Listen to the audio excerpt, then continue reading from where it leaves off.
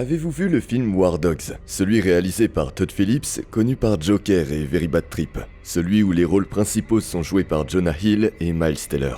Dans ce film, ils transportent des armes à travers le triangle de la mort et concluent l'affaire de leur vie dans un casino. Vous l'avez sûrement vu, puisque vous avez ouvert cette vidéo.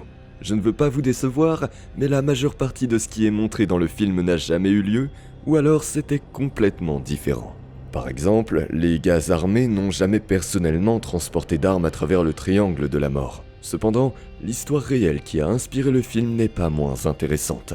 Ici, on retrouve pêle-mêle un baron suisse de l'armement, la mafia albanaise, le département d'État et le ministère de la Défense américain, et même George W. Bush.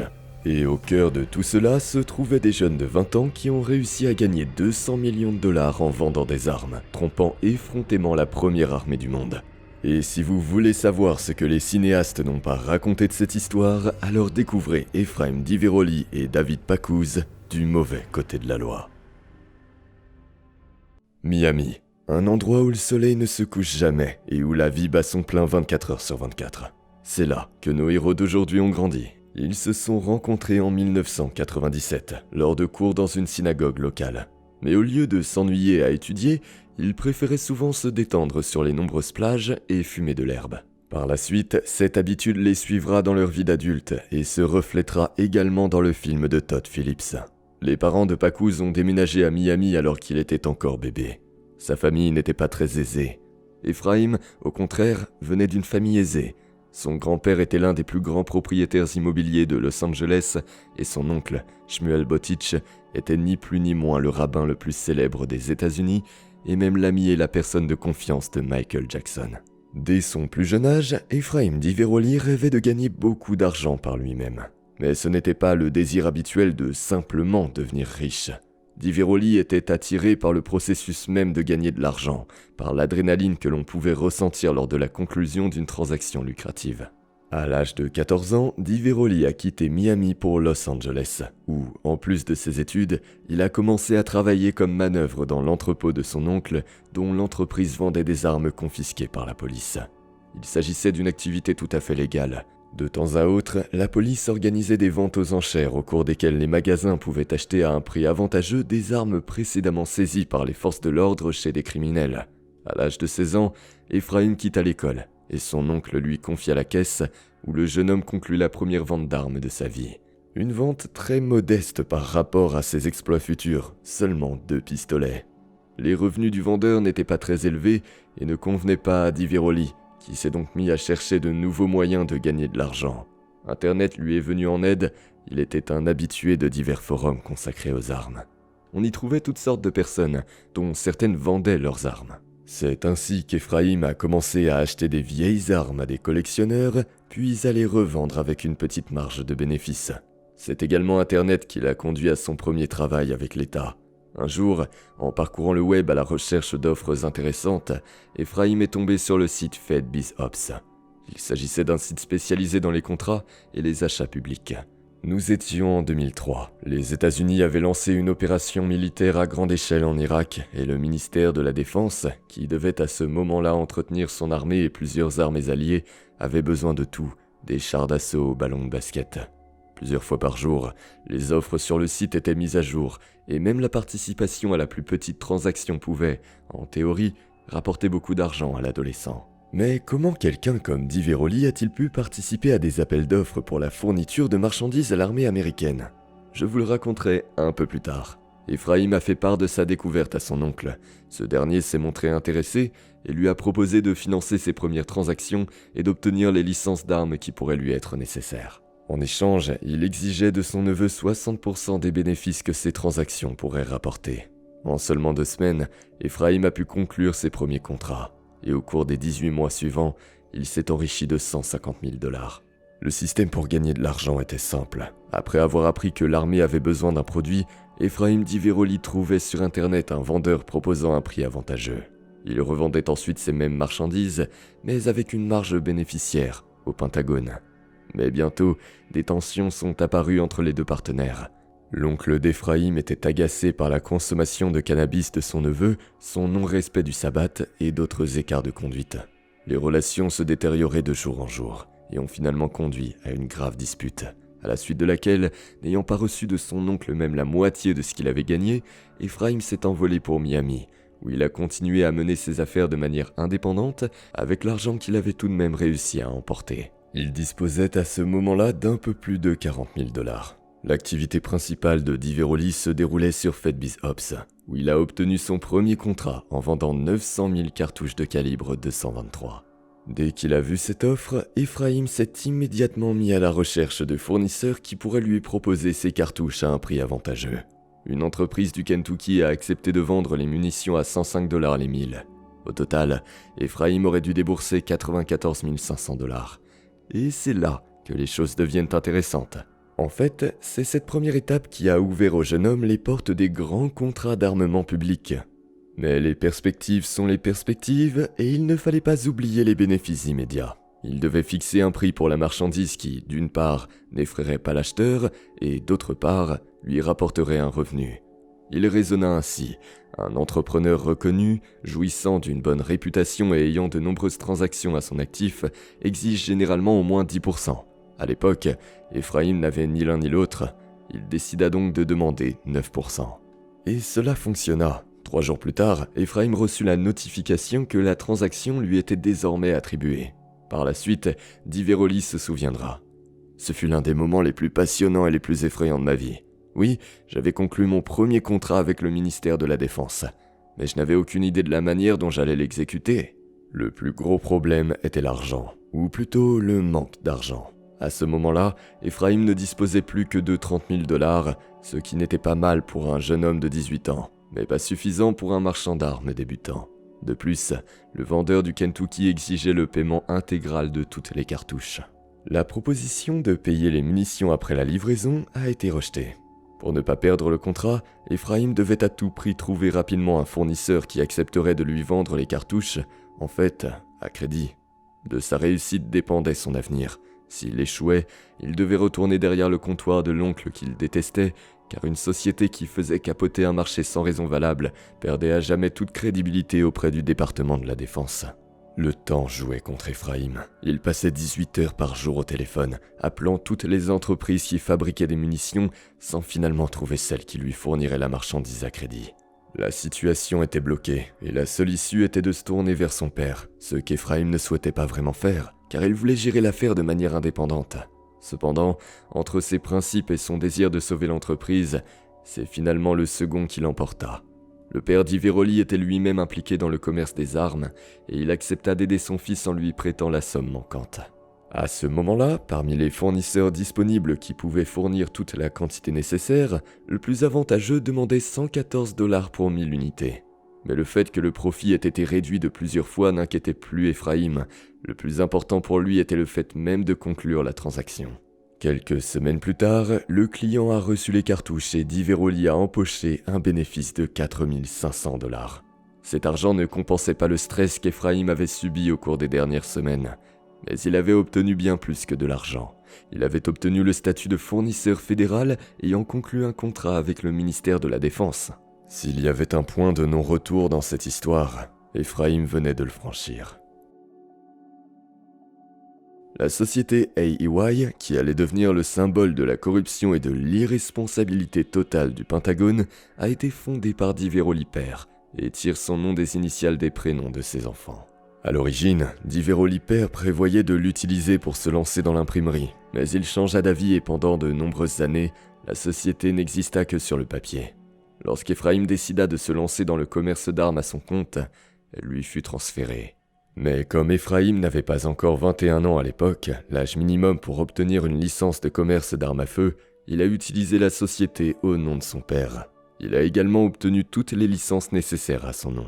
Comme vous l'avez sans doute compris, la société sera transférée à Ephraim sur le papier après son 21e anniversaire. Mais de facto, rien ne l'empêchait déjà de travailler, et disposant d'une entreprise, d'une licence et d'un accès à Internet, il s'est concentré sur la recherche d'offres intéressantes. Assez rapidement, Ephraim a atteint un fonds de roulement de 100 000 $, qu'il a longtemps considéré comme idéal pour son activité. À l'époque, ces transactions types se déroulaient comme suit. Il achetait des munitions, par exemple à New York pour 100 000 $, puis les divisait en 3 parties et les vendait en Arizona, en Louisiane et au Texas pour 40 000 $ chacune. Il réalisait ainsi un bénéfice de 20 000 $. Ce n'était pas mal pour un jeune homme travaillant une semaine par mois.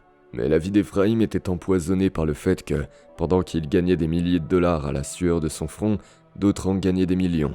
Il comprenait que tant qu'il ne ferait que du commerce à l'intérieur du pays, il ne gagnerait pas vraiment beaucoup d'argent. Les sommes vraiment importantes tournaient autour des livraisons d'armes à l'armée américaine dans le cadre des opérations militaires en Irak et en Afghanistan que les États-Unis menaient alors simultanément. Cette situation était due à la politique menée par George Bush. Souhaitant fournir tout le nécessaire aux militaires en Orient, l'administration présidentielle avait décidé que personne ne pouvait mieux s'en charger que des entreprises privées et des petits entrepreneurs. À l'époque, Bush parlait souvent de la renaissance du secteur privé, le qualifiant de l'un des principaux moteurs de la reprise économique américaine. De plus, il faut dire que les géants du complexe militaro-industriel avaient terni leur image. Aux yeux du contribuable, ils représentaient avant tout des profiteurs, avides de détourner des milliards de budget militaire. Face à eux, les petits entrepreneurs faisaient figure d'alternatives crédibles et inspiraient davantage confiance.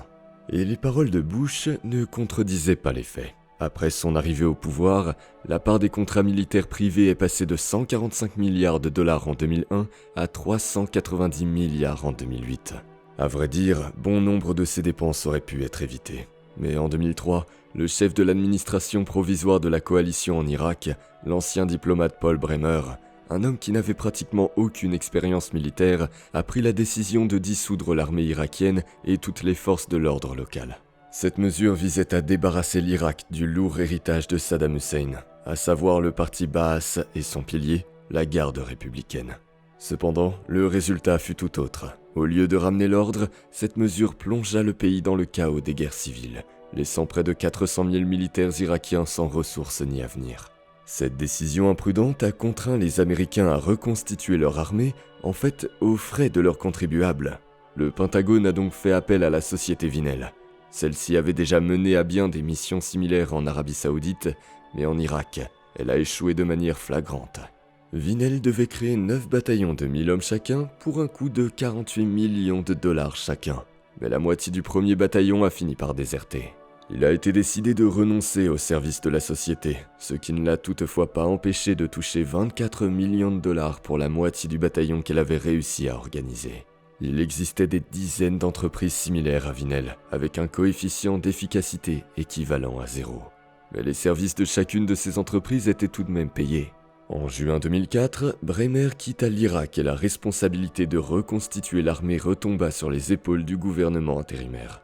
Un petit groupe d'experts irakiens a été envoyé aux États-Unis pour suivre des cours accélérés de 3 semaines sur l'achat d'armes, et l'un des fonctionnaires irakiens locaux, qui s'occupait auparavant de la vente de voitures d'occasion, s'est vu confier un budget de 600 millions de dollars à dépenser en armement avant la fin de l'année.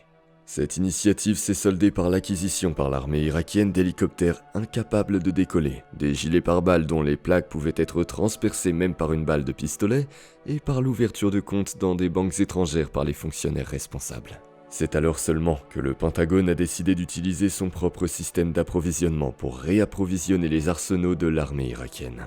L'organisation Minstiki a été créée et une multitude d'annonces commençant par le mot « recherché » ont fait leur apparition sur des sites internet spécialisés. Tout était recherché, des bottes au canon, les enchères étaient ouvertes à tous les participants, dont Diveroli. Bien sûr, Ephraim n'avait pas encore les moyens de participer à ce grand jeu. Il ne pouvait pas prétendre à la livraison en Irak de chars d'assaut, par exemple. Mais en étudiant les offres, Ephraim découvrit une curieuse régularité, à savoir que le Pentagone semblait diviser les armes en 2 catégories. On pourrait les appeler standards et non standards. Ainsi, les armes américaines et celles de type OTAN étaient considérées comme des armes standards. En règle générale, elles étaient très coûteuses. Les armes non standards désignaient les armes de fabrication soviétique qui étaient beaucoup moins chères. Par exemple, un fusil M16 coûtait plus de 1000 $ à l'époque, tandis qu'un AK-47 d'occasion pouvait être acheté pour quelques dollars seulement si l'on achetait en gros. Peu à peu, Diveroli se tourna vers le commerce du second type d'armes. Le premier contrat qu'Ephraim accepta de réaliser pour l'armée irakienne concernait la livraison de casques pare-balles. Une entreprise coréenne accepta de lui vendre la quantité nécessaire au prix de 110 $ pièce et il les revendit 125 $. Il ne restait plus qu'à trouver l'argent pour payer ses casques et les livrer d'une manière ou d'une autre. Il s'agissait déjà de sommes importantes. Le coût total du contrat s'élevait à 1 250 000 $, dont 300 000 devaient être versés à l'avance. Ni Di Veroli ni son père ne disposaient d'une telle somme. Il s'est alors tourné vers un vieil ami de Los Angeles, Ralph Merrill. Cet homme de 60 ans avait fait fortune en concevant et en installant des dispositifs aussi éloignés du monde des armes, les terminaux bancaires. Mais il avait également fait son service militaire au Vietnam et s'intéressait aux armes. À tel point qu'il avait même ouvert un petit atelier qui réparait et remettait à neuf des AK-47 et des Uzi. À une certaine époque, il importait également des Uzi du Zimbabwe et des cartouches pour AK-47 de Chine. Grâce à cela, il s'était fait de nombreuses relations qui allaient également servir à Di Veroli à l'avenir. Il n'a pas été nécessaire de convaincre Ralph de participer à la transaction. Après une conversation téléphonique de 3 minutes, il a accepté de fournir des fonds en échange de la moitié des bénéfices. Au final, le financement a été pris en charge par Merrill, tandis qu'Ephraim devait trouver le moyen de transporter la cargaison sans encombre d'un point A à un point B. Bien sûr, l'alliance entre un père de famille de 60 ans aux tempes grisonnantes et un jeune homme de 18 ans qui commençait à peine à se raser pouvait sembler étrange. Mais la clé se trouvait sans doute dans la personnalité même de Merrill. C'était un aventurier invétéré. De plus, à Los Angeles, il connaissait Ephraim comme un jeune homme très responsable et consciencieux, sur lequel on pouvait compter. C'est pourquoi, après le succès de la première transaction, Merrill a proposé à Ephraim de poursuivre leur collaboration aux conditions suivantes.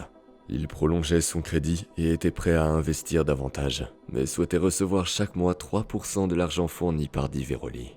Bien sûr, Ephraim a accepté ces conditions avec joie. Le pourcentage n'était pas très élevé, mais la solution au problème, à savoir que la transaction qu'il préparait depuis longtemps risquait d'échouer à cause d'un manque de 10 000 $, était inestimable. Désormais, avec un soutien aussi solide, il pouvait participer à des enchères plus importantes. Ephraim Di Veroli décida de se lancer dans le commerce de ses armes non conventionnelles. Ralph le présenta à l'un de ses amis portiers. C'est là que dans notre récit apparaît l'homme dont le rôle a été brillamment interprété par Bradley Cooper dans le film de Todd Phillips. Son vrai nom est Henry Tomet. Ralph Merrill le connaissait depuis l'époque où il vendait en gros des pièces détachées pour des Uzi. Merrill a demandé à Henry Tomet les prix des AK-47 ainsi que des autres marchandises qu'il avait en stock. Le prix s'est avéré extrêmement bas, ce qui signifiait qu'Ephraim pouvait désormais se livrer à de véritables diversions de dumping en proposant au Pentagone des produits à un prix inférieur à celui de ses concurrents. Ainsi, grâce à Ralph et Henry, Di Veroli a rapidement remporté un contrat de plusieurs millions de dollars pour la fourniture d'armes à l'Irak. Le jeu qu'il avait lancé quelques années auparavant en valait sans aucun doute la peine. Contrairement à de nombreux concurrents sur le marché qui, au fur et à mesure de leur croissance, cherchaient à commercer avec les partenaires les plus divers, Ephraim s'est concentré uniquement sur un seul, le Pentagone. Entre-temps, l'armée américaine a lancé en Irak une opération qui allait entrer dans l'histoire sous le nom de Rage du Fantôme, ou bataille de Fallujah. L'un des objectifs était d'affaiblir le mouvement insurrectionnel dans le pays. Mais les insurgés ont réagi en intensifiant leurs attaques contre les postes américains, ce qui a finalement conduit les soldats à refuser fréquemment de transporter des marchandises en Irak. De plus, à mesure que le mouvement insurrectionnel s'intensifiait, le nombre de commandes continuait d'augmenter sur le site Fedbiz Ops. Et bien sûr, Ephraim voyait tout cela et recherchait les offres les plus avantageuses. L'une d'entre elles a d'abord failli lui coûter sa réputation et son entreprise, mais elle a finalement permis à celle-ci d'atteindre un nouveau niveau. Un jour, il est tombé sur un contrat qui consistait à livrer 10 000 fusils d'assaut Kalachnikov en Irak. Cette fois-ci, dans l'espoir de trouver un prix encore plus bas, Ephraim a décidé de se passer de Tomet et a contacté un avocat italien qui se présentait comme l'intermédiaire exclusif entre les acheteurs et un entrepôt d'armes en Croatie. Le prix qu'il a proposé à Ephraim pour les fusils était très intéressant. Di Veroli y ajouta sa commission habituelle de 9% et envoya une demande au Pentagone, qu'il remporta comme prévu.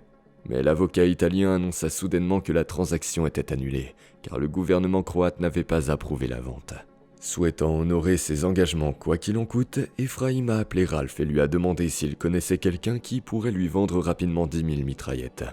Ralph a expliqué à son jeune associé que cet avocat italien n'était autre qu'un autre intermédiaire de Tomet.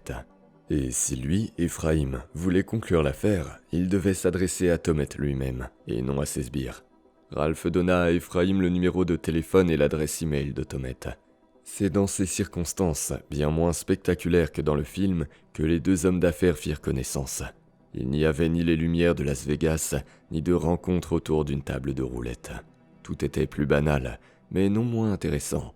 Désormais, Ephraim avait affaire à l'un des plus grands fournisseurs d'armes, qui avait des relations dans les gouvernements de nombreux pays d'Europe de l'Est. La transaction était sauvée et les perspectives d'avenir étaient tout simplement époustouflantes. En 2004, Ephraim Diveroli a gagné environ $1 million en faisant du commerce avec le gouvernement américain. Un an plus tard, ses revenus s'élevaient déjà à près de $7,5 millions. La vie semblait belle, il a quitté son minuscule studio pour emménager dans un luxueux appartement avec vue sur l'océan et s'est offert une voiture de luxe. Mais il n'avait pas l'intention de s'arrêter là. Il a continué à conclure des affaires les unes après les autres, et comme le volume des opérations augmentait et qu'il n'avait pas plus de mains, il avait besoin d'un assistant en qui il pouvait avoir confiance. Ce fut David Packouz, incarné à l'écran par Miles Teller. C'est lui qui raconte l'histoire dans le film. David avait 4 ans de plus qu'Ephraim, et ils se connaissaient depuis l'école. Mais si Ephraim achetait une Mercedes à 19 ans, David, à 24 ans, avait du mal à joindre les deux bouts. Todd Phillips a décidé de ne pas compliquer la figure de Packouz dans le film. Dès le début, il est présenté comme un vendeur de linge de lit haut de gamme dans des maisons de retraite. Et bien que cela ait été le cas, en plus de vendre des draps et des serviettes, David étudiait également la chimie dans l'un des collèges locaux, jouait de la guitare pendant des heures et rêvait de monter son propre groupe de rock. David n'a pu réaliser son rêve que partiellement. Il n'est jamais devenu un musicien de rock de renommée mondiale, mais c'est précisément sa chanson qui est retentie au début du film de Todd Phillips, et il y fait lui-même une apparition, se produisant devant les résidents de la maison de retraite. Mais en 2005, David rêvait toujours de jouer un jour devant une foule de milliers de fans. En attendant, pour gagner sa vie, il combinait la vente de lingerie avec un travail de masseur. Aux yeux de David, le métier de masseur était plus respectable que celui de l'employé chez McDonald's, même si parfois ses clients espéraient plus qu'un simple massage. David et Ephraim avaient toutefois quelque chose en commun. David trouvait sur internet des fournisseurs bon marché pour ces mêmes serviettes et draps, puis les revendait à une connaissance à Miami. C'était une petite entreprise dont le bénéfice de la plus grosse transaction dépassait à peine $2000. Mais en fait, David faisait pratiquement la même chose qu'Ephraim, bien sûr, en tenant compte de l'échelle et de la nature des marchandises. Dans le film, la rencontre entre les deux vieux amis avait lieu lors d'un enterrement. La réalité était moins cinématographique. Ce n'était pas une retrouvaille après des années de séparation. Ephraim et David se croisaient régulièrement dans des compagnies communes, mais on ne pouvait pas vraiment parler d'une amitié très proche. « Nous nous connaissons. Je sais que tu es intelligent et que tu as une gueule. C'est pourquoi je veux que tu deviennes mon partenaire. » Tels sont les mots que David a entendus de la bouche d'Ephraim en décembre 2005. Au début, Packouz n'a pas pris cela au sérieux et a demandé en plaisantant combien d'argent Diveroli gagnait. La réponse fut la suivante: « J'ai actuellement $1 800 000 sur mon compte bancaire, sans compter l'argent qui est actuellement en circulation. » Cet argument a convaincu David, qui a accepté l'offre, et l'AUI a ainsi embauché un nouvel employé. Officiellement, Packouz a eu le poste de responsable de la relation client. Ephraim a également précisé que David ne serait rémunéré qu'à la commission. La première transaction que Diveroli a pu conclure avec David n'avait rien à voir avec des AK-47 ou des grenades à main. L'objet de la transaction était la console de jeu Xbox 360. À l'époque, le prix de vente au détail d'une console était de $400. David a trouvé un revendeur prêt à vendre ses consoles à $320 pièce. Le seul hic, c'est qu'il fallait vendre au moins 100 000 consoles pour un montant total de $32 millions. Bien sûr, leurs amis n'avaient pas autant d'argent, mais la perspective de gagner plusieurs millions d'un seul coup les a séduits. Pendant 2 semaines, Ephraim et David ont essayé de trouver un fonds spéculatif ou simplement une personne fortunée qui accepterait de financer leur transaction. Et même si, au final, les deux amis n'ont pas réussi à trouver la somme nécessaire et que la transaction a échoué, David a remarqué la détermination de son ami et ses qualités commerciales, ce qui l'a encore plus convaincu du bien fondé de son travail chez Diveroli. Le commerce des armes n'avait bien sûr pas disparu. Ephraim a mis David au courant des affaires, lui a fait découvrir les termes techniques incompréhensibles qui truffaient les textes des contrats d'armes. On aurait pu penser qu'un garçon ayant suivi 9 ans d'études et diplômé en massage se noierait dans les méandres des références à des lois incompréhensibles et des dizaines de notes de bas de page pour chaque point. Mais ce ne fut pas le cas. Comme David s'en souvint plus tard, le fait que leurs parents les obligeaient à consacrer 4 heures par jour à la lecture du Talmud lorsqu'ils étaient enfants les aida à lire ces documents complexes. Ephraim et David avaient une capacité extraordinaire à se concentrer sur des textes et des documents qui auraient plongé n'importe qui d'autre dans le sommeil. Travailler aux côtés d'un bourreau de travail comme Ephraim n'était pas facile, mais David faisait de son mieux. Très vite, il conclut ses premières affaires, la livraison de 65 000 litres de propane à la base aérienne américaine du Wyoming et une commande de fusils de la Seconde Guerre mondiale pour la formation des forces spéciales à Fort Bragg. Elles n'ont pas rapporté beaucoup, mais il aurait été ridicule de compter immédiatement sur un gros gain. Il fallait acquérir de l'expérience. En juin 2006, Ephraim et David se sont rendus à Paris. Ils avaient l'intention de visiter l'un des plus grands salons commerciaux au monde consacrés à l'industrie de l'armement, Eurosatory 2006. Ce salon, qui se tient tous les 2 ans, attire énormément l'attention tant des marchands d'armes que des nombreux acheteurs. C'est là qu'Ephraim et David ont rencontré pour la première fois Henri Tomette. Il convient ici de préciser pourquoi cet homme, qui, comme on le découvrira plus tard, avait des relations avec des gouvernements du monde entier, a accepté de travailler avec une telle entreprise, et pourquoi il n'a pas coopéré avec le gouvernement américain de son propre chef. Le fait est qu'à cette époque, le nom de Tomette figurait sur la liste du contrôle du département d'État américain pour les personnes soupçonnées de trafic d'armes sur le marché noir. Cette liste comprenait, et comprend toujours, environ 80 000 noms. L'inscription sur cette liste n'était pas un verdict définitif. Même en y figurant, il était possible de conclure des accords avec le gouvernement. Cette liste avait plutôt un caractère informatif, destiné à avertir les fonctionnaires concluant un accord de prêter attention à la personne avec laquelle ils s'apprêtaient à le conclure. Mais en même temps, lorsque le gouvernement travaillait avec ces personnes, il se posait davantage de questions sur l'origine des armes, leur qualité et bien d'autres aspects qui pouvaient sérieusement intriguer le vendeur. C'est pourquoi, afin d'éviter toute attention inutile, Tomette était tout à fait intéressé par une coopération avec la société AEY et d'autres entreprises similaires servant d'intermédiaires. De son côté, AEY, dans les contrats qu'elle concluait avec le Pentagone, pouvait légalement ne pas mentionner le nom de son sous-traitant. C'est ainsi que l'on désignait en langage juridique les personnes ou organisations qui leur fournissaient des armes. Tomette, avec ses prix bas, était donc idéal pour eux, malgré sa réputation. Bien sûr, on peut avoir l'impression que le Pentagone a créé un système d'achat d'armes qui n'était pas tout à fait légal. Mais il y avait tout de même un certain avantage pour l'État. En n'exigeant pas de ses fournisseurs les noms de leurs sous-traitants, le gouvernement américain se distançait de tout type de transactions avec des marchands illégaux. Ou, pour appeler un chat, il transférait toute la partie louche des transactions à des entreprises privées qui devaient résoudre leurs problèmes dans la mesure de leurs moyens. Le gouvernement américain avait un intérêt vital à commercer avec des personnes telles que Henri Tomette ou, par exemple, Victor Bout, mieux connu de nos compatriotes. Mais ne souhaitant pas conclure publiquement des transactions avec eux afin de ne pas ternir sa réputation, il a utilisé à cette fin des individus tels qu'Ephraim et David. En réalité, il se trouvait entre le marteau et l'enclume, mais il n'en avait pas conscience. Au contraire, Ephraim et David avaient l'impression d'être au sommet du monde. Désormais, ils n'étaient plus de simples fournisseurs du ministère de la Défense, dont le nombre se comptait par milliers, mais pouvaient à juste titre se qualifier de marchands d'armes internationaux. Et l'avenir qui les attendait était tel qu'aucun scénariste n'aurait pu l'imaginer. Pendant ce temps, la situation des Américains et de leurs alliés en Afghanistan se détériorait rapidement. Malgré leur supériorité écrasante en matière de puissance de feu et leur domination totale dans les airs, ils ne parvenaient pas à briser la résistance des talibans. Les tentatives pour former les Afghans à l'art militaire se soldaient par un échec. Et comme les Américains devaient encore terminer leur mission en Irak, ils voulaient achever le plus rapidement possible la formation de l'armée afghane. Le principal problème était le manque de munitions. Tout semblait simple, les Afghans étaient habitués aux anciennes armes soviétiques et les entrepôts de certains alliés américains de la coalition en regorgeaient. De nombreux pays souhaitaient sincèrement aider les Américains et étaient même prêts à leur céder ces armes gratuitement. Par exemple, l'Albanie voulait offrir plusieurs millions de cartouches aux États-Unis. Ce petit pays, situé entre l'Italie et la Grèce, se préparait alors activement à adhérer à l'OTAN et devait à tout prix se débarrasser de ses munitions excédentaires dont le nombre se chiffrait en millions, voire en milliards d'unités. L'ancien dirigeant de l'Albanie communiste, Enver Hoxha, vivait à l'époque dans l'attente d'une grande guerre sur plusieurs fronts à la fois, contre les Américains et les Russes et avait transformé tout le pays en un immense entrepôt d'armes. Au début, le seul allié de l'Albanie était l'Union soviétique, mais après la mort de Staline, Oksa ne trouva pas de terrain d'entente avec son successeur Khrouchtchev et la Chine devint son nouvel allié.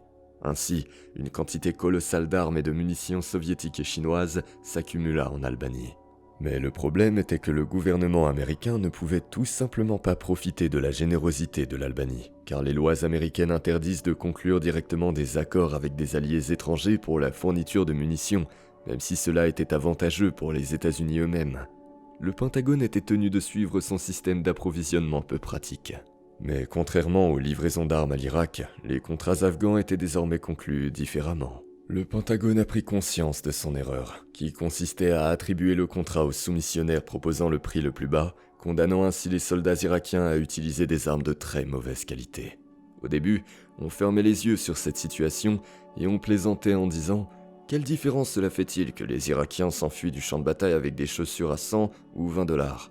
Mais avec le temps, les généraux ont compris que s'ils voulaient créer une armée capable de combattre, ils devaient la fournir en armes de qualité. Ou du moins des armes qui n'exploseraient pas entre leurs mains après le premier coup de feu. Le Pentagone ne voulait pas que cette situation se reproduise en Afghanistan et, par conséquent, le contrat de fourniture d'armes à l'armée afghane devait initialement être attribué à un seul fournisseur de confiance. Au départ, les Américains voulaient acheter au nom du gouvernement afghan la quasi-totalité de l'arsenal dont ils avaient besoin à la Russie. Cependant, cette transaction prometteuse n'a pas abouti. Peu avant ces événements, Rosoboronexport a signé un contrat avec l'Iran prévoyant la réparation et la modernisation de l'aviation de ce pays. Et bien que cet accord n'ait rien à voir, par exemple, avec le programme iranien largement connu, et jusqu'à présent non prouvé, de production d'armes de destruction massive, l'administration Bush a décidé de renoncer à la transaction. L'accord avec l'Iran rendait impossible la participation de la Russie à cette transaction en raison des relations tendues entre les États-Unis et l'Iran. Le Pentagone a dû revenir à l'ancienne option, le site FedBizOps. Le 28 juillet 2006, l'un des plus gros contrats de toute l'histoire de cette ressource y a été publié. L'armée afghane avait besoin de munitions pour les fusils d'assaut Kalachnikov et les fusils de précision Dragunov, de grenades de 30 mm pour les lance-grenades sous le canon, d'obus pour les mortiers et bien d'autres choses encore. Il était plus facile de dire ce dont l'armée afghane n'avait pas besoin. C'est précisément ce contrat qui allait jouer un rôle décisif dans la vie d'Ephraïm et de David. Le contrat qui a radicalement changé la vie de nos héros ressemblait à tous les contrats habituels que les amis avaient conclus auparavant. Il n'y avait qu'une seule différence, cet appel d'offres ne pouvait avoir qu'un seul gagnant, qui remporterait tout. Le jour où le contrat est arrivé était clairement différent des autres jours de travail chez AEY. Même si David est arrivé tôt le matin au bureau, Ephraïm était déjà là, gonflé à bloc. Il était super excité car ce contrat pouvait potentiellement l'assurer pour le reste de sa vie. Ils ont immédiatement partagé la peau de l'ours non tué. Contrairement aux transactions précédentes, où les amis se partageaient tous les bénéfices à parts égales, Ephraïm a fait remarquer qu'il y avait ici beaucoup plus de risques et, par conséquent, de pertes financières qui lui incombaient. C'est pourquoi, à l'issue d'un accord verbal, ils ont décidé que David ne recevrait que 25% des bénéfices de toutes les ventes réalisées dans le cadre de ce contrat. Les 75% restants revenaient à Ephraïm. Le fournisseur des deux hommes dans cette transaction était à nouveau Henri Thomet, qui leur avait proposé le prix le plus bas du marché. De plus, il pouvait leur donner la possibilité d'acheter les 100 millions de cartouches nécessaires au contrat dans un seul entrepôt au prix de 4 cents pièce, ce qui était tout simplement inimaginable. Avant de parler à Thomet, David a passé 1 mois et demi au téléphone à appeler toutes les entreprises d'Europe de l'Est, et il n'a trouvé nulle part ailleurs de meilleures conditions que celles proposées par Henri. Comment cela est-il possible ? Demanderez-vous. En réalité, tout est très simple et s'inscrit dans le cadre de l'expression bien connue « un service en vaut un autre ». Thomet avait de nombreuses relations au sein du gouvernement albanais. Il connaissait personnellement le Premier ministre et le ministre de la Défense de l'Albanie. C'est pourquoi le plan proposé par Thomet était presque parfait. La société écran de Henri lui-même, Evdin, achèterait des munitions à Meiko, une société gouvernementale albanaise spécialisée dans le commerce des armes, et les revendrait à AEY. Thomet prenait bien sûr en charge tous les pots de vin et commissions nécessaires pour obtenir des prix aussi bas. On peut dire que la société Evdin et Thomet personnellement ont rendu service à Ephraïm et David. Un homme ayant suivi 9 ans d'études et un master diplômé n'avait pas besoin de se débrouiller seul pour savoir à qui et combien il fallait payer en Albanie, risquant ainsi d'impliquer le gouvernement des États-Unis dans un scandale de corruption. Tomet a également aidé les garçons pour la livraison. Son vieil ami, Sami Avivi, vétéran des guerres israélo-arabes, pouvait transporter la cargaison pour 63 000 $ en un seul voyage de Tirana à Kaboul. Y avait-il des pièges, me demanderez-vous? Oui, bien sûr. Henri Tomet a vendu aux garçons des cartouches chinoises pour AK-47 qu'il n'avait pas le droit de fournir à l'armée américaine selon la loi. Cette interdiction a été introduite en 2006 par l'administration Bush et stipulait que le gouvernement américain n'avait pas le droit de conclure avec la Chine des accords sur les armes susceptibles d'enrichir le dragon jaune. Mais à l'époque, ils ne le savaient pas encore, et après avoir obtenu l'accord de Tomet, les gars ont envoyé tous les documents nécessaires au Pentagone. Et pour être sûr de ne pas se faire avoir, Ephraim a même réduit sa marge de 9 à 8%. Il craignait trop que l'un des participants à l'appel d'offres ne devine son astuce consistant à baisser le prix et ne propose un montant encore plus bas. Les craintes d'Ephraim se sont avérées vaines. La candidature des jeunes gens a été approuvée par le Pentagone. Désormais, ces deux jeunes farceurs étaient responsables de l'un des points centraux de la politique étrangère de l'administration George Bush. Contrat après contrat, la société AEY devait envoyer à elle seule en Afghanistan des armes pour une valeur de plus de 300 millions de dollars. N'étant pas novice en la matière, il s'efforçait désormais de tout faire non seulement bien, mais parfaitement.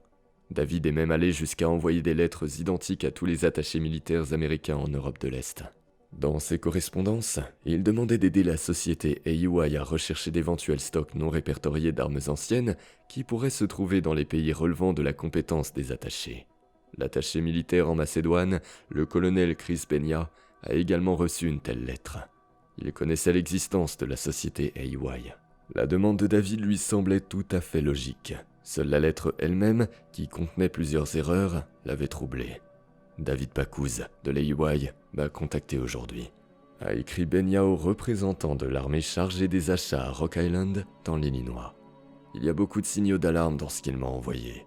Les documents joints contenaient de nombreuses erreurs, notamment une faute d'orthographe dans Bank of America, sur le papier à en-tête et l'utilisation de différentes polices dans le contrat proposé. J'ai également trouvé étrange que l'entreprise n'ait pas d'adresse email professionnelle et semble utiliser Gmail. En gros, rien ne colle. La réponse de Rock Island était sans équivoque. Le contrat avec AEY est illégal. En réalité, les responsables de tels accords au sein du Pentagone auraient dû se méfier depuis longtemps. Tout d'abord, le nom d'Ephraim Diveroli figurait déjà sur la liste de contrôle du département d'État en raison de ses nombreuses relations avec des vendeurs que le gouvernement américain considérait comme peu fiables. Il y figurait depuis sa rencontre avec Henri Tomet au Salon de l'Armement de Paris. Le simple fait d'être sur cette liste ne signifiait pas en soi qu'il avait commis des infractions, mais c'était un signal d'alarme. Deuxièmement, il fallait prêter attention à la diversité des transactions conclues précédemment par AEY. De vieux fusils de la Seconde Guerre mondiale côtoyaient des appareils de vision nocturne et des lance-grenades cohabitaient avec des pelles d'ingénierie. Une telle confusion attirait généralement l'attention. Troisièmement, aucun audit comptable des documents d'AEY n'avait encore été effectué. Enfin, au moins une personne au Pentagone aurait pu se demander comment un type qui, quelques mois auparavant, venait d'obtenir le droit de consommer légalement de l'alcool dans les bars, avait pu organiser tout cela. Cependant, Ephraim avait envisagé la possibilité que son entreprise suscite l'intérêt des autorités fiscales. Il avait préparé de nombreux documents et rapports dans lesquels il avait multiplié par plusieurs le montant des transactions. Cela avait été fait afin de convaincre les sceptiques qu'AEY disposait de plus d'argent qu'elle n'en avait réellement. Mais il n'y avait pas tant d'argent que ça. Le Pentagone ne payait ses contrats que 30 jours après la conclusion de la transaction. Ephraim a investi tout ce qu'il avait, mais cela n'était clairement pas suffisant. Diveroli a donc décidé que l'entreprise devait demander à bénéficier de paiements progressifs, autrement dit de prépaiement. Mais pour bénéficier de ces conditions préférentielles, l'entreprise devait se soumettre à un audit. Ephraim a décidé de prendre le risque et d'inviter les auditeurs dans ses bureaux. Le comptable Ralph Merrill a aidé les gars à se préparer à l'audit et ils ont accueilli les auditeurs en étant fin prêts. Mais tout s'est passé pour le mieux. Comme David l'a rappelé par la suite, la visite des auditeurs dans leur bureau ressemblait davantage à une visite de grand-mère à leurs petits-enfants. Ephraim plaisantait et rigolait tandis que David était assis à la table et souriait gentiment à toutes les personnes présentes. Les questions de la commission étaient de nature formelle. Les armes devaient être de bonne qualité et livré dans les délais. Êtes-vous sûr de pouvoir organiser cela? Vraiment? Bravo! C'est à peu près à cette époque que les premiers malentendus sont apparus dans les relations entre Ephraim et David. La pomme de discorde était le désir de David de passer plus de temps avec sa famille. En février 2007, sa fille était née. Mais Ephraim voulait que David continue à superviser l'accord afghan sans se laisser distraire par des détails de ce genre. À ses yeux, s'occuper de sa fille nouveau-née était une perte de temps ridicule. David était d'accord pour dire qu'il avait désormais tous les moyens d'assurer l'avenir de sa fille, mais il a demandé à Ephraim d'embaucher des assistants supplémentaires. L'entreprise comptait ainsi 5 employés. À titre de comparaison, le personnel de General Dynamics, concurrent des EY pour les contrats d'armement, était d'une dizaine de fois plus important. À la mi-février, quelques semaines seulement après la naissance de sa fille, David s'est rendu à Abu Dhabi, au Salon international de l'armement IDEX, afin de rechercher d'autres vendeurs susceptibles de l'aider dans le cadre de la transaction afghane. David a notamment tenté de négocier avec des responsables russes de Rosoboron Export. Ils lui ont répondu qu'ils auraient bien voulu lui vendre toute la marchandise qui l'intéressait, mais qu'ils ne pouvaient pas le faire en raison de l'interdiction du gouvernement américain. David a alors demandé s'il était possible que les Russes vendent la marchandise à un tiers qui serait ensuite racheté par EY. Le fonctionnaire a répondu que c'était sans aucun doute une idée intéressante, mais qu'il n'était pas habilité à prendre seul une telle décision. Il devait en discuter avec ses collègues. L'affaire n'a pas abouti et David n'a plus jamais revu cet homme. Le 9 mars 2007, le siège social d'EY a reçu un ordre du Pentagone de livrer en Afghanistan 1 100 000 lance-grenades GP30, 100 millions de cartouches pour AK-47 et d'autres jouets mortels. Le coût s'élevait à près de 49 millions de dollars. Désormais, Ephraim et David n'avaient plus aucun doute sur le fait que c'était sur leurs frêles épaules que reposait la responsabilité d'armer toute l'armée afghane. Le garçon avait besoin d'un autre assistant en qui il pouvait avoir confiance. Ce fut bientôt Alex Podrisky, un autre de leurs anciens camarades de classe de la synagogue de Miami Beach. Cependant, il refusa d'abord l'offre d'Ephraim et David. Il n'aimait pas beaucoup Diveroli, qu'il considérait comme corrompu par l'argent. Cependant, le refus ou l'acceptation d'Alex n'avait pas vraiment d'incidence sur leur besoin urgent de trouver d'autres personnes afin d'honorer un contrat aussi important et de continuer à mener d'autres transactions. Alex ne suffisait clairement pas et l'équipe devait de toute façon être agrandie. Il fut décidé de publier une annonce sur Internet qui attira rapidement dans leur bureau des dizaines de candidats au poste commercial. Ephraim mena lui-même les entretiens. Cet épisode de l'histoire de la société EY fut ensuite intégré au film de Todd Phillips. Tout était presque comme dans la réalité, sauf qu'Ephraim ne mettait pas à la porte les malins qui osaient lui expliquer la vraie signification de l'acronyme IBM. Peu après, EY a rencontré des problèmes lors de sa première transaction dans le cadre du contrat afghan. Il s'agissait d'expédier des lance-grenades de Bulgarie en Afghanistan. Tomet avait promis à Ephraim et David d'organiser le transport aérien au prix de 63 000 $ par vol. Mais le prix du pétrole avait augmenté et le coût de ce vol s'élevait désormais à 125 000 $. Ephraim a appelé Henry Tomet et lui a demandé de couvrir la différence. Henry Tomet a bien sûr refusé. De plus, il n'a pas apprécié le ton utilisé par Ephraim et a cessé de répondre à ses appels. Les emails envoyés à son adresse électronique sont également restés sans réponse. Plusieurs semaines se sont écoulées. Pendant ce temps, les militaires insistaient pour que les livraisons commencent rapidement. Au bord du désespoir, Ephraim a appelé Ralph et lui a demandé de contacter Tomet. Ralph a réussi à convaincre ce dernier de répondre à l'appel d'Ephraim. Enfin, la conversation tant attendue a eu lieu. Tomet était calme, voire arrogant. Premièrement, il n'est pas Nostradamus. Comment aurait-il pu savoir que le prix du pétrole allait augmenter et que le kérosène allait devenir plus cher? Deuxièmement, le prix qu'il avait précédemment communiqué à Ephraim n'était pas un prix, mais une estimation approximative. Et troisièmement, Tomet demanda aux jeunes gens s'ils connaissaient la différence entre une location humide et une location sèche. Ephraim n'avait jamais entendu ces termes de sa vie. Il se contentait de répéter comme un perroquet que Tomet devait couvrir la différence. Tomet se mit à expliquer minutieusement à Ephraim, comme à un enfant, la différence entre une location avec service et une location sans service. Le prix qu'il avait mentionné précédemment, 65 000 $ par vol, était le coût approximatif de chacun des 300 vols. Lorsque vous réservez à l'avance un grand nombre de vols, cela revient moins cher. C'est ce qu'on appelle une location humide. Les 2 vols que vous souhaitez organiser entre la Bulgarie et l'Afghanistan sont une location sèche. Elle est conclue pour une durée beaucoup plus courte et est donc beaucoup plus coûteuse. Les contrats à long terme sont toujours moins chers et plus avantageux. Ephraim Diveroli a dû reconnaître que les arguments de son collègue plus âgé étaient convaincants. Mais cela ne changeait rien au fait que la cargaison devait être livrée. David et Ephraim se sont à nouveau mis au téléphone. Ils ont appelé les militaires et leur ont demandé un petit délai supplémentaire. Il fallait à tout prix trouver un moyen de réduire le coût des livraisons. En effet, s'ils acceptaient la somme de 125 000 $ demandée par Tomet, tous leurs efforts seraient vains car les vols aériens absorberaient tous les bénéfices qu'ils espéraient réaliser. Et soudain, une idée géniale vint à l'esprit de David.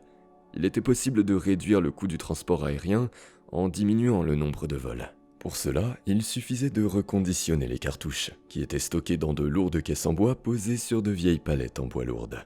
À l'intérieur de ces caisses en bois se trouvaient de vieilles boîtes en fer blanc, ressemblant à des boîtes de conserve, dans lesquelles les cartouches attendaient leur heure.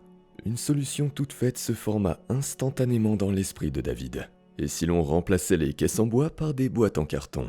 Transférer les cartouches des lourdes boîtes en fer blanc dans des sacs en polyéthylène et remplacer les vieilles palettes en bois par des palettes plus modernes, en plastique, il ne restait plus qu'à trouver en Albanie même une personne qui pourrait aider au reconditionnement.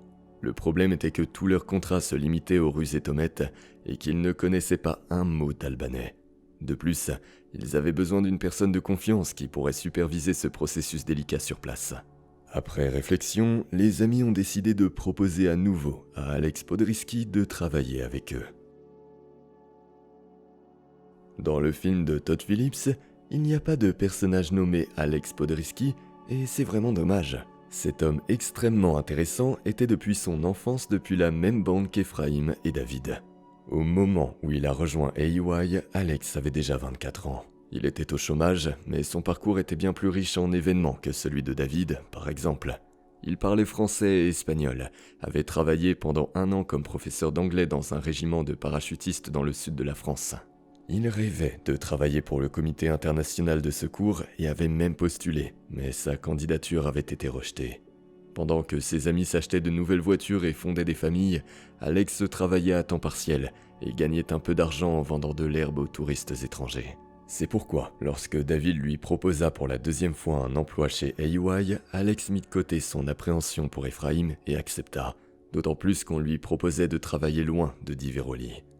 Alex n'avait pas l'intention de passer sa vie à vendre des armes, et il considérait la proposition de partir en Albanie comme une aventure, une sorte de voyage dans un pays du tiers-monde où il pourrait se mettre à l'épreuve.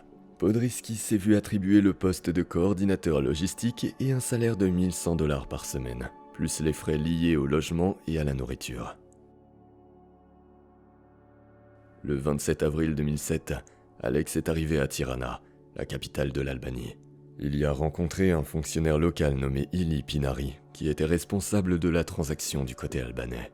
Ensemble, ils se sont rendus à l'entrepôt où étaient stockées les cartouches. Alex devait évaluer l'ampleur des travaux à venir. Mais une mauvaise surprise l'attendait à l'entrepôt.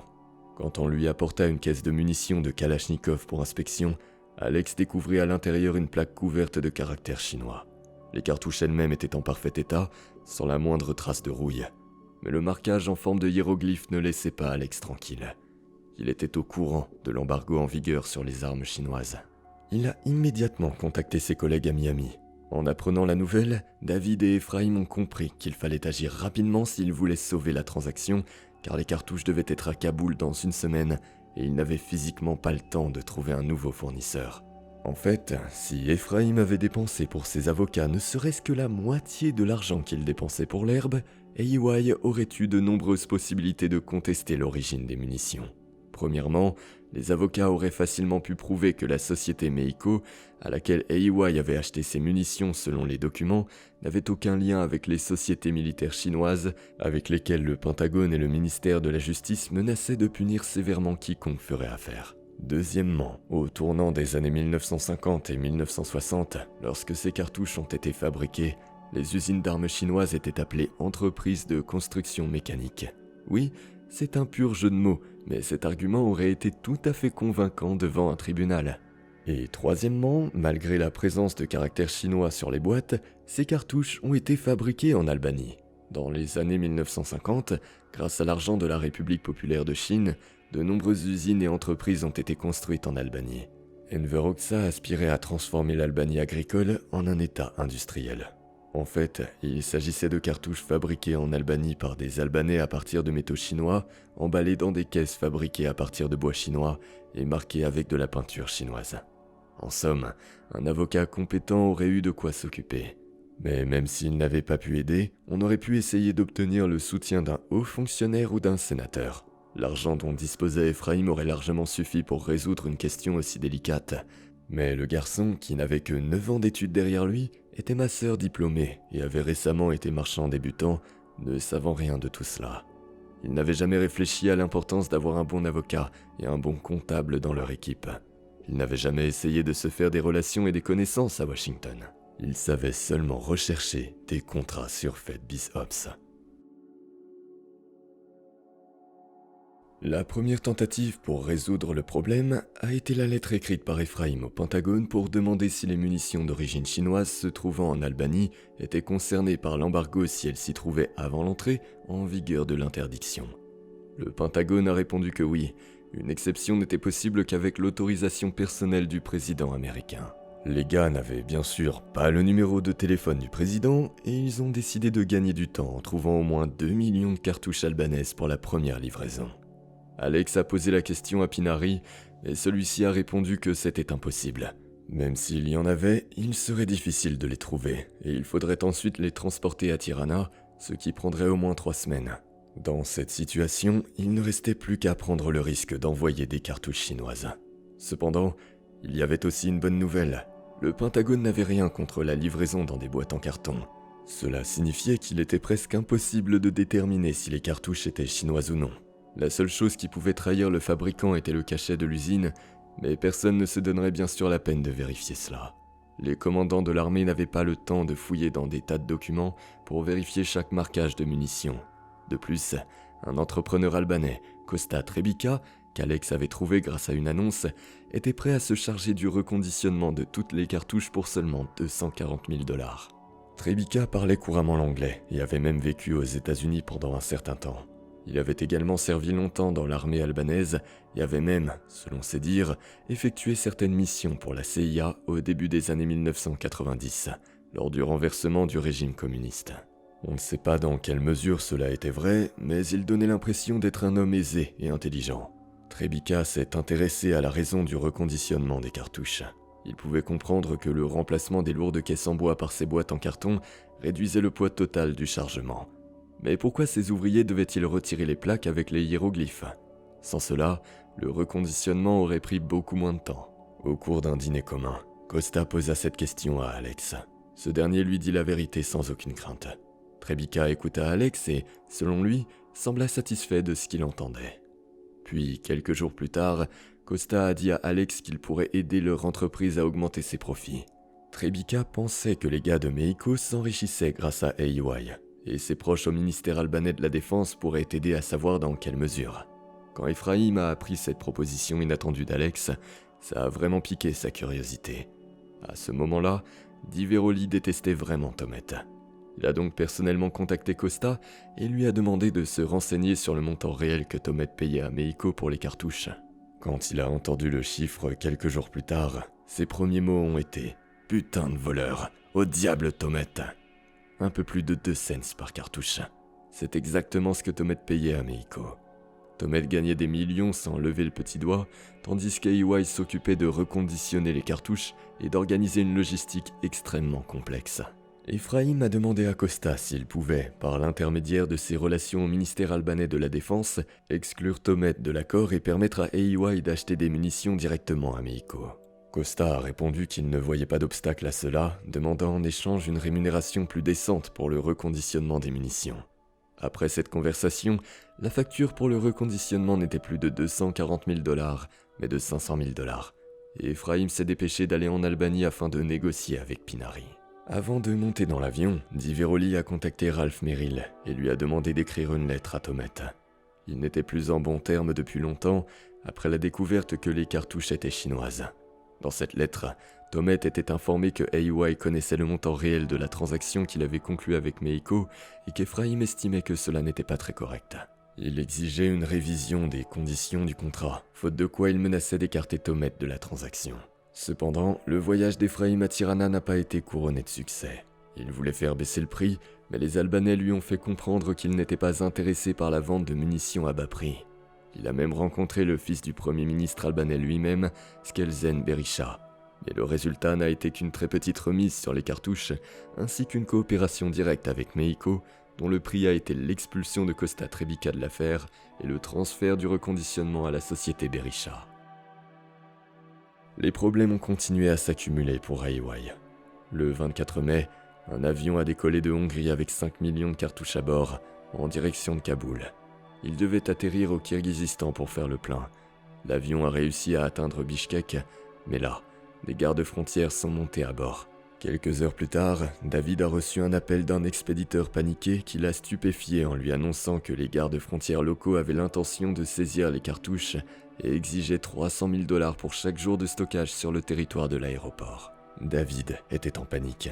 Il a appelé l'attaché américain à Bishkek et lui a brièvement décrit la situation. L'attaché, le colonel Plumb, a écouté David et lui a promis son aide pour résoudre ce problème. Et cette fois-ci, ses paroles n'étaient pas une simple courtoisie sans suite. 2 semaines plus tard, le ministre américain de la Défense lui-même est arrivé à Bishkek pour des négociations. Il en a résulté une multiplication par 2 du loyer de la piste d'atterrissage à Bishkek pour l'armée américaine, et les cartouches d'AY ont enfin pu poursuivre leur route. Entre-temps, Ephraim était rentré à Miami. Souhaitant augmenter ses profits et nuire à Tomet, il conclut un accord avec Meiko, et désormais chaque cartouche coûtait 3,8 cents à AY au lieu de 4,4 comme auparavant. Les cartouches étaient emballées dans des boîtes en carton, les avions décollaient. On aurait pu penser qu'il était temps de se reposer un peu, mais Ephraim Diveroli ne l'entendait pas de cette oreille. Il décida de revoir les conditions de rémunération de David. Il estimait avoir droit à tous les bénéfices de la transaction afghane, car c'était son argent qui en était l'origine. Quant au travail de David, Ephraim l'évaluait désormais non plus à 25% du bénéfice total, soit 30 à 40 millions de $, mais à 280 000 $. Diveroli considérait cette somme comme plus que suffisante pour une année de travail de son partenaire. David était indigné et répondit à Ephraim qu'il le détruirait s'il ne recevait pas tout l'argent qui lui revenait de droit. Il menaça son ancien ami de révéler à tous les fournisseurs d'AY dans les Balkans les véritables revenus d'Ephraim provenant de l'armée et d'informer le Pentagone de la véritable origine des cartouches provenant d'Albanie. La rencontre suivante entre les 2 anciens associés s'est déroulée en présence d'avocats. Comme David n'avait jamais pris le temps de signer avec Ephraim le moindre document lui permettant de prétendre à 25% de la transaction, il n'avait aucun recours. Ephraim, avec l'air d'un grand mécène, a accepté de lui verser 280 000 $, mais pas immédiatement, en plusieurs versements échelonnés sur 2 ans. David a dû se contenter de ses miettes. Il n'y a eu ni bravade ni refus de l'argent comme dans les films. Après avoir quitté AY, David a décidé de créer sa propre société de commerce d'armes. Il lui a donné le nom parlant de Dynacor Industries, a déposé les demandes pour obtenir toutes les licences nécessaires et a créé le site web de la société. Très vite, il a même conclu sa première transaction de 200 000 $. Un de ses anciens collègues chez AY l'avait contacté. Au même moment, Costa Trebica, exclu de l'accord sur le reconditionnement des cartouches chinoises, n'arrêtait pas d'appeler et d'écrire à Ephraim. Il exigeait d'être réintégré dans l'affaire ou suppliait qu'on lui rende au moins l'argent pour les cartons devenus inutiles. Costa suivait Alex, qui se trouvait toujours à Tirana, et couvrait d'insultes Pinari, qu'il considérait comme le responsable de tous ses malheurs. Costa pouvait être n'importe qui, un homme d'affaires escroqué, un ancien major de l'armée albanaise, mais il n'était pas idiot. Il décida de jouer son propre jeu. Trebica appela Ephraim et activa l'enregistreur de son téléphone. Au cours de cette conversation, il obtint de Diveroli qu'il mentionne sa rencontre à Tirana avec le fils du Premier ministre. Avec l'enregistrement de cette conversation, il se rendit à la rédaction d'un des plus grands journaux du pays. Là, son récit, qui pouvait provoquer un scandale retentissant à la veille de l'adhésion à l'OTAN, fut écouté avec intérêt. Costa a décidé de ne pas en rester là et a appelé un de ses amis aux États-Unis. Cet ami était un Américain d'origine albanaise nommé Gary Kokolari, qui luttait contre le gouvernement de Sali Berisha, qu'il détestait sincèrement et considérait comme un fléau pour son pays natal. Kokolari a contacté certains représentants du Congrès américain ainsi que le journaliste du New York Times C.J. Chivers, à qui il a raconté tout ce qu'il savait. Outre Costa, Kokolari et Chivers, un homme du nom de Milton Blaine s'est également joint aux nombreux ennemis de l'AEY. Tout comme Ephraim, cet homme âgé suivait les contrats disponibles sur FedBiz Ops. Comme beaucoup d'autres participants aux enchères, il était déconcerté par les succès d'Ephraim dans ce domaine et décida de le combattre à sa manière. Blaine s'est adressé au département d'État, affirmant que la société AEY avait étiqueté des AK-47 fabriqués en Chine comme étant d'origine est-européenne, afin de les vendre ensuite en Irak. Ils auraient été transportés de Chine en Bulgarie, où ils auraient été acheminés vers Bagdad. De plus, ces armes étaient d'une qualité tellement médiocre que l'armée irakienne a dû s'en débarrasser. Le récit de Blaine a intéressé non seulement les fonctionnaires, mais aussi les agents du service des enquêtes criminelles du Pentagone. À tel point que, quelques mois plus tard, ils se rendirent directement chez lui pour consigner soigneusement ses déclarations. En réalité, les accusations de Blaine étaient un mélange de rumeurs et de jalousie envers un concurrent plus prospère. Comment Blaine pouvait-il être au courant du voyage des employés d'AEY en Chine, qui, soit dit en passant, n'avait jamais eu lieu? N'avait-il pas utilisé le département d'État pour simplement gâcher la vie d'Ephraim? Les récits de Blaine ne valaient pas un clou, et tous les enquêteurs le comprenaient parfaitement. Mais des circonstances d'un autre ordre sont alors intervenues. Le service des enquêtes criminelles des États-Unis devait prouver d'une manière ou d'une autre son utilité, présenter au public le résultat de son travail, car les scandales liés à l'approvisionnement de l'armée en Irak n'avaient toujours pas trouvé leur coupable. Mais pour enquêter sur des fraudes vraiment graves dans le domaine du commerce des armes, il fallait se rendre dans la zone des combats. Et là, il aurait fallu traiter avec les titans du complexe militaro-industriel qui avait derrière eux toute une armée de lobbyistes et de membres du Congrès. De plus, des enquêtes trop insistantes pouvaient énerver l'armée, qui ne supportait pas qu'on se mêle de ses affaires. Et là, il y a un jeune homme de 21 ans au caractère capricieux qui n'a pas besoin de relations politiques ni même d'avocats compétents. Pour le coincer, pas besoin d'aller en Irak. Son bureau est à Miami, ce qui, vous en conviendrez, est un voyage bien plus agréable. Pour couronner le tout, l'affaire AEY a été confiée à un jeune agent de 35 ans, Michael Mentavlos, qui, comme tous les autres jeunes agents, ne souhaitait qu'une seule chose au monde, se faire un nom dans une affaire importante. Il comprenait que Blaine exagérait l'ampleur des fautes commises par AEY dans ses déclarations, mais il trouvait également étrange qu'une petite entreprise dirigée par un jeune homme de 21 ans ait pu obtenir des succès aussi spectaculaires. Mentavlos ne croyait pas aux contes de fées. Il estimait que les documents et les rapports d'AEY méritaient au moins d'être lus attentivement. Pendant 6 mois, il a étudié attentivement les copies de tous les contrats d'AEY des 2 dernières années. Il s'est particulièrement intéressé aux contrats conclus pour la fourniture de munitions en provenance d'Albanie. Et bien sûr, il n'a pas manqué de remarquer que le nom d'Ephraim figurait sur la liste de surveillance du département d'État. Ces faits ont suffi pour obtenir un mandat de perquisition dans les bureaux de la société, ce qui a marqué le début de la fin pour l'entreprise d'Ephraim Diveroli. Le 23 août 2007, jour où David devait d'ailleurs recevoir le premier paiement de l'AEY, des agents ont fait irruption dans les bureaux de la société. Ils ont saisi tous les disques durs et tous les documents papier qu'ils ont pu trouver. Alex, ayant appris la perquisition dans les bureaux de la société, s'est discrètement enfui de Tirana vers l'Italie. David, quant à lui, a décidé de coopérer pleinement avec l'enquête. Il craignait plus que tout au monde de se retrouver en prison. Comme il n'avait pas les moyens de s'offrir un bon avocat, sa seule chance d'échapper à une peine sévère était de coopérer pleinement et sans réserve avec les autorités. Il a dit aux agents tout ce qu'il savait et a seulement refusé la proposition d'aller rencontrer Ephraim avec un micro caché. Mais malgré la perquisition et tous les problèmes qui ont suivi, les activités d'AEY n'ont pas été interrompues. La transaction afghane n'était qu'une parmi tant d'autres menées par la société. Ephraim continuait à conclure des contrats. Cependant, Michael Mentavlos n'avait pas l'intention de laisser les choses en état. Il a réussi à retrouver Alex, qui l'a convaincu de revenir à Tirana pour une rencontre, et y a enregistré son récit de l'épopée du reconditionnement des cartouches. Mentavlos a rendu visite à Costa dans la banlieue de Tirana et a enregistré son témoignage. Il a ensuite envoyé un agent spécial en mission en Afghanistan afin de trouver des preuves matérielles corroborant les témoignages qu'il venait de recueillir. Au plus fort de la contre-offensive des talibans, en pleine tempête de neige, il devait faire le tour de 22 points d'appui de l'armée afghane et essayer d'y trouver ses cartouches. Pour ce faire, les numéros de série apposés par les usines produisant des cartouches chinoises sur chaque produit avaient été préalablement trouvés. L'agent devait comparer ces numéros avec ceux des cartouches de l'armée afghane. et il a réussi à les trouver. Le 28 mars 2008, le New York Times a publié un article intitulé « Le fournisseur d'armes de l'armée afghane soupçonné ». Ce journal n'accompagne pas souvent ses articles de photos, préférant un style plus conservateur, mais cette fois-ci, il a changé ses habitudes. L'article était illustré de photos d'Ephraim et David. Ces photos avaient été prises plus d'1 an auparavant, lorsque les 2 hommes avaient été emmenés au poste de police après une petite bagarre. Mais le lecteur, ignorant le contexte et voyant les photos, pensait qu'il s'agissait de criminels endurcis. L'auteur de l'article, C.J. Chivers, se demandait comment le gouvernement avait pu conclure un contrat aussi important avec un jeune homme de 21 ans et un masseur. Ephraim Diveroli apparaissait dans l'article comme un personnage instable, imprévisible, enfoncé dans sa dépendance aux drogues.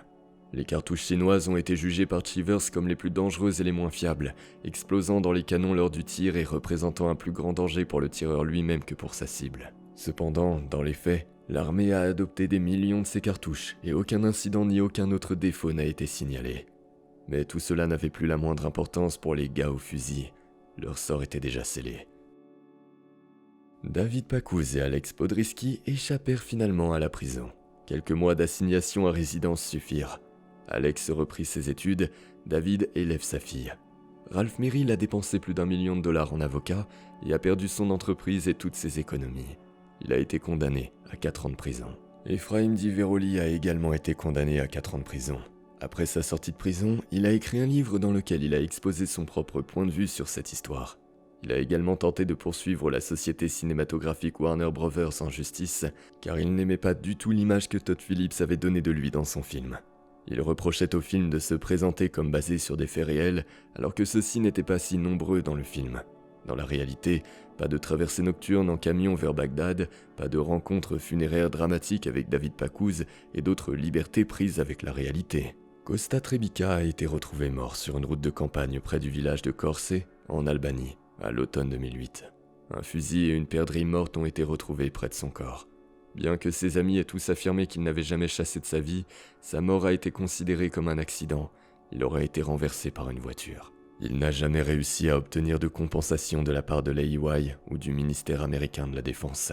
Le moulin à vent qu'il a lancé contre le premier ministre albanais, Sali Berisha, semble l'avoir tué lui-même. Tout va bien pour Henri Tomette.